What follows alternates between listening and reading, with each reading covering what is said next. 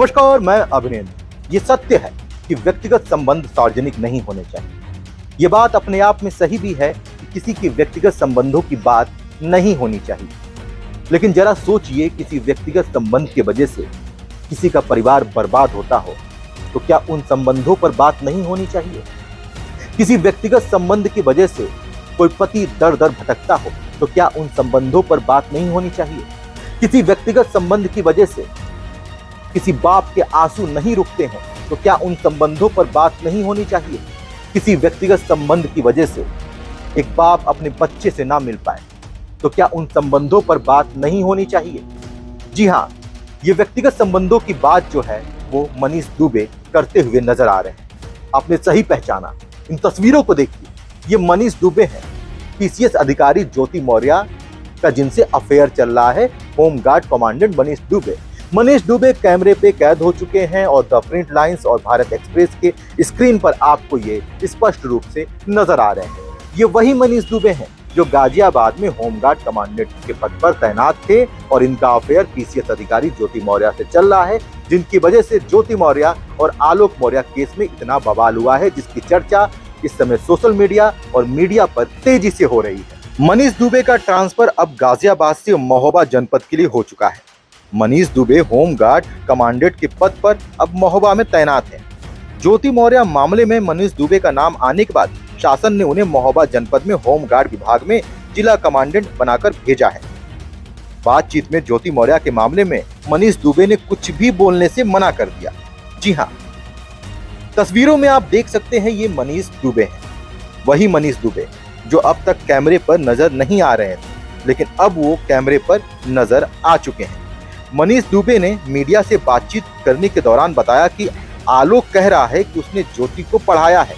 लोग भी यही कह रहे हैं, जबकि पढ़ाने लिखाने का मतलब होता है बचपन से पढ़ाया लिखाया। क्या सच में हम जहां बैठे हैं कोई हमें बना सकता है?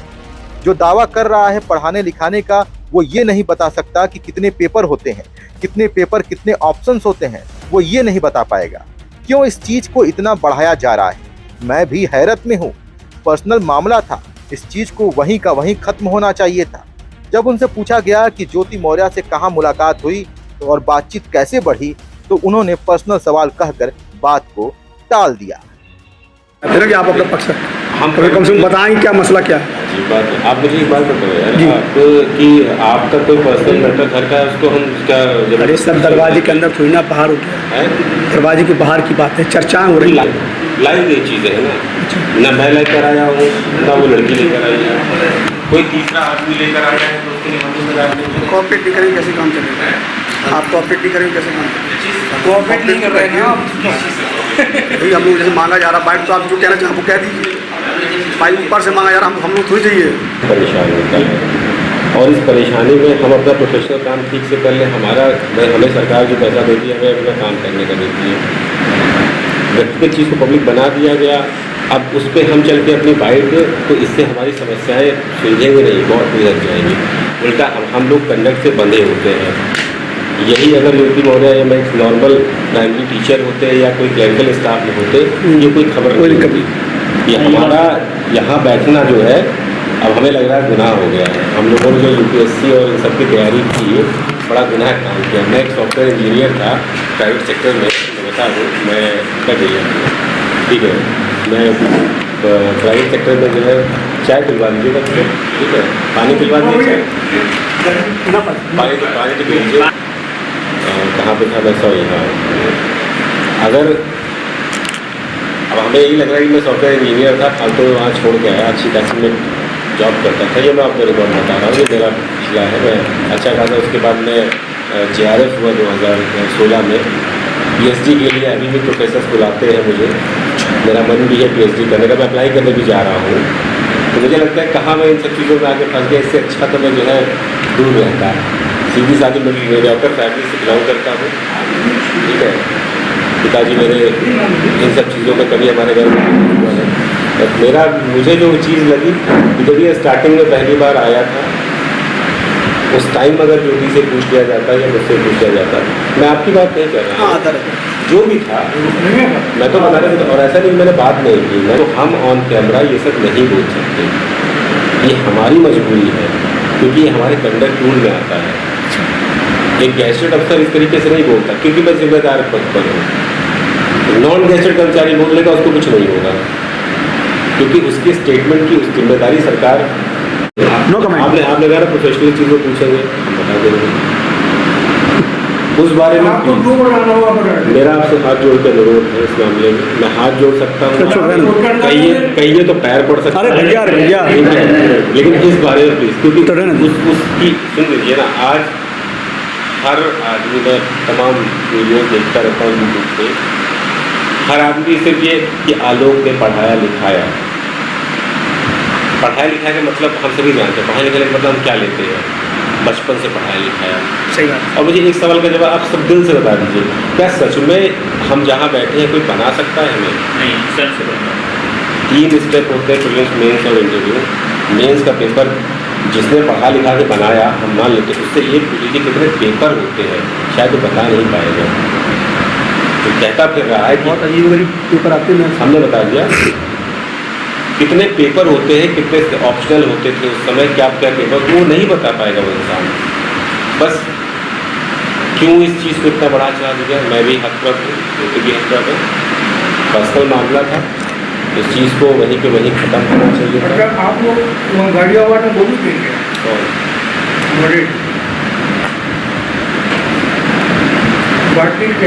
बिहार में क्या है?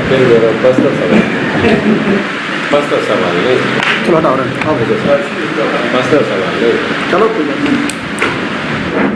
मनीष दुबे का ट्रांसफर गाजियाबाद से महोबा हो गया। ज्योति मौर्य के प्रकरण में यह सारा मामला हुआ है, जैसा कि मीडिया रिपोर्ट्स कह रही हैं। लेकिन मनीष दुबे ने जो कैमरे पर कहा वो कितना उचित है? दरअसल मनीष दुबे कैमरे पर कुछ नहीं कहना चाहते थे और वो कुछ कह भी नहीं रहे थे, लेकिन कैमरा ऑन रह गया और मनीष दुबे ऑफलाइन बात करते रहे। वो सारी बातें कैमरे पर रिकॉर्ड हो गई और ये वीडियो द प्रिंट लाइन्स और भारत एक्सप्रेस पर आप देख रहे हैं। मनीष दुबे ने कहा कि आलोक मौर्य ने जो पढ़ाया लिखाया वाली बात कर रहे हैं, तो आलोक मौर्य ये नहीं बता सकते कि कितने पेपर होते हैं और कितने ऑप्शंस होते हैं। जब एक बाप अनपढ़ होता है और वो अपने बच्चे को पढ़ाता है, तो क्या बच्चा भी अपने बाप से यही सवाल पूछता है कि आप पढ़े लिखे हैं या नहीं, कितने पेपर्स होते हैं और कितने ऑप्शंस होते हैं? उस बाप का संघर्ष व्यर्थ चला गया। यदि पति कम पढ़ा लिखा है और अपने पत्नी को पढ़ा लिखा कर वो आगे बढ़ाता है, तो यानी वो पति कुछ भी नहीं है, यानी उस पति का संघर्ष कुछ भी नहीं है। संघर्ष और शिक्षा के बीच में एक लंबा गैप होता है जिसे समझने की आवश्यकता है और शायद यही गैप मनीष दुबे नहीं समझ पा रहे हैं। मनीष दुबे इसे अपना व्यक्तिगत मामला बता रहे हैं। आलोक मौर्य का क्या व्यक्तिगत मामला नहीं है? आलोक मौर्य अपनी पत्नी से दूर है, अपनी बेटियों से दूर है। आलोक मौर्य का दर्द क्या कोई दर्द नहीं है?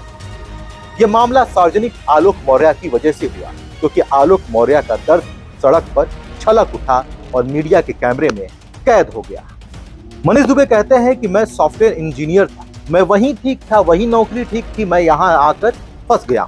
जी हाँ, मनीष दुबे जहाँ इस समय नौकरी कर रहे हैं वो कह रहे हैं कि वहां आकर वो फंस गए हैं। ज्योति मौर्य के मामले में मनीष दुबे का कहना है कि ये व्यक्तिगत मामला है, लेकिन इन बातों से ये स्पष्ट हो जाता है कि ज्योति मौर्य और मनीष दुबे का संबंध है। तो मनीष दुबे की पत्नी का क्या, जो अभी तक मीडिया में सामने नहीं आई है? क्या मनीष दुबे की पत्नी का कोई दर्द नहीं है? क्या मनीष दुबे अपने पत्नी के दर्द को छिपा रहे हैं? क्या ये उनका व्यक्तिगत मामला नहीं है? ये बात सत्य है कि कानूनन व्यक्तिगत संबंध हो सकते हैं और ये सार्वजनिक नहीं होने चाहिए, लेकिन सार्वजनिक मनीष दुबे और ज्योति मौर्य के संबंध नहीं है। सार्वजनिक आलोक मौर्य का दर्द है। ज्योति मौर्य अचानक बरेली से फरार हो गई, ऐसी खबरें मीडिया में आई। मीडिया में दिखाया जाने लगा कि ज्योति मौर्य बरेली में नहीं है, पता नहीं कहां चली गई, लेकिन ज्योति मौर्य लखनऊ के लोक भवन पहुंची और भारत एक्सप्रेस और द प्रिंट लाइन्स के कैमरे में कैद भी हो गई। ज्योति मौर्य लोक भवन में नियुक्ति विभाग पहुंची थी, लेकिन क्यों पहुंची थी, यही बड़ा सवाल था। ज्योति मौर्य ने शुक्रवार को शासन के नियुक्ति विभाग में अपना पक्ष रखा। उन्होंने शासन के अधिकारियों को बताया कि उनके खिलाफ सोशल मीडिया पर अनर्गल आरोप लगाए जा रहे हैं, इसकी जांच कराई जाए और दोषियों पर कार्रवाई हो। इस संबंध में उन्होंने संबंधित डीएम और कमिश्नर को भी आवेदन दिया है, साथ ही शासन को भी अपना प्रत्यावेदन दिया है। अब ज्योति मौर्य का कहना है कि सोशल मीडिया पर अनर्गल आरोप लगाए जा रहे हैं, जांच कराई जाए और दोषियों को सजा दी जाए। आरोप तो ज्योति मौर्य के पति आलोक मौर्य ने ज्योति मौर्य पर लगाया।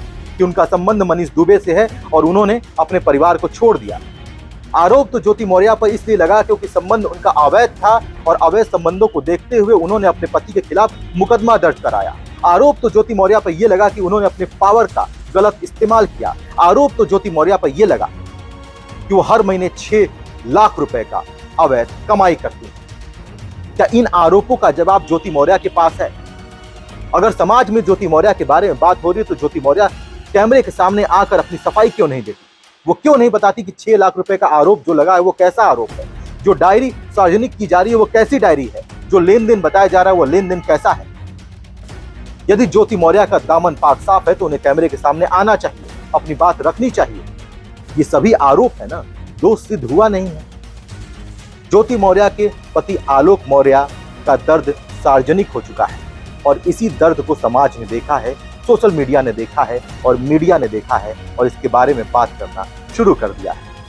ज्योति मौर्य क्या करती हैं, क्या नहीं करती हैं, ये उनका व्यक्तिगत मामला है और किसी को इससे मतलब भी नहीं है। मतलब है तो आलोक मौर्य के दर्द से, यदि वाकई में वो पीड़ित हैं तो।